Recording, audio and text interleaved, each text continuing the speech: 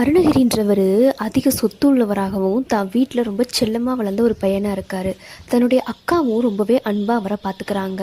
சமீப காலமாக அவர் படிக்க போன இடத்துல சேர்க்கை சரியில்லாமல் கெட்ட நண்பர்களோடு சேர்ந்து தீய பழக்க வழக்கங்கள் வளர்க்க ஆரம்பிக்கிறாரு. பெண்கள் மீது அதிகம் மோகம் கொண்டவராக ஆகிறாரு. இதனால அவங்க அம்மாவும் அவங்க அக்காவும் அவரை ரொம்பவே வெறுக்க ஆரம்பிக்கிறாங்க. அவர் கட்டின மனைவியும் அவங்க கிட்ட வரவே பயப்படுறாங்க. காரணம், பெண்கள் மீது கொண்ட மோகத்தினால அவருக்கு நோய்வாய் ஏற்படுது. இதெல்லாம் தாங்க முடியாமல் அவர் வீட்டை விட்டு செல்லலாம்னு முடிவு பண்ணுறாரு. அப்படி வீட்டை விட்டு போகிற வழியில் ஒரு முனிவரை பார்க்குறாரு. அந்த முனிவர் அவருக்கு முருகனை பற்றின பல கதைகளை அவருடைய திருவிளையாடல்களையும் சொல்கிறாரு. இருந்தாலும் பல மனக்குழப்பத்தோடு இருந்த அருணகிரி திருவண்ணாமலை கோவிலில் இருக்க கோபுரத்திலிருந்து தற்கொலை செய்ய முடிவு பண்ணுறாரு. அப்படி மேலிருந்து குதிக்கிறப்ப முருகான்னு கத்திட்டு அவர் குதிக்கும்போது ஒரு கை அவரை தாங்கி பிடிக்குது.